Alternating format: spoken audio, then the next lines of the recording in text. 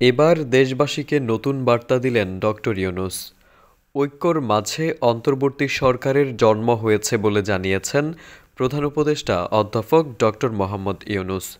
জুলাই ঘোষণাপত্র তৈরির লক্ষ্যে বৃহস্পতিবার রাজধানীর বেইলি রোডে ফরেন সার্ভিস একাডেমিতে সর্বদলীয় ঐক্যর বৈঠকে সূচনা বক্তব্যে তিনি একথা বলেন। ডক্টর ইউনূস বলেন, ৫ জুলাইয়ের পুরো অনুভূতিটাই ছিল একতার অনুভূতি। একতাতেই আমাদের জন্ম, একতাই আমাদের শক্তি। ঐক্যের মাঝে এ সরকারের জন্ম হয়েছে। এর আগে এদিন বিকেল ৪টার পর ডক্টর ইউনূসের সভাপতিত্বে সর্বদলীয় বৈঠক শুরু হয়। বৈঠকে বিএনপি, জামায়াত ইসলামী, গণতন্ত্র মঞ্চ, রাষ্ট্র সংস্কার আন্দোলন, গণ অধিকার পরিষদ, ইসলামী আন্দোলন বাংলাদেশ সহ বিভিন্ন রাজনৈতিক দলের প্রতিনিধিরা অংশ নিয়েছেন।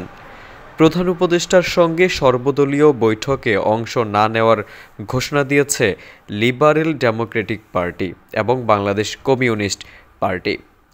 বৈষম্যবিরোধী ছাত্র আন্দোলন ও জাতীয় নাগরিক কমিটি গত ৩১ ডিসেম্বর ঢাকার কেন্দ্রীয় শহীদ মিনারে জুলাই গণ অভ্যুত্থানের ঘোষণাপত্র প্রকাশ করতে চেয়েছিল।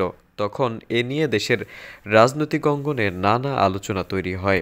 পরে ৩০ ডিসেম্বর রাতে জরুরি প্রেস ব্রিফিংয়ে প্রধান উপদেষ্টার প্রেস সচিব জানান, অন্তর্বর্তী সরকারের পক্ষ থেকে জাতীয় ঐক্যমত্যের ভিত্তিতে জুলাই গণ অভ্যুত্থানের একটি ঘোষণাপত্র তৈরির উদ্যোগ গ্রহণ করা হয়েছে।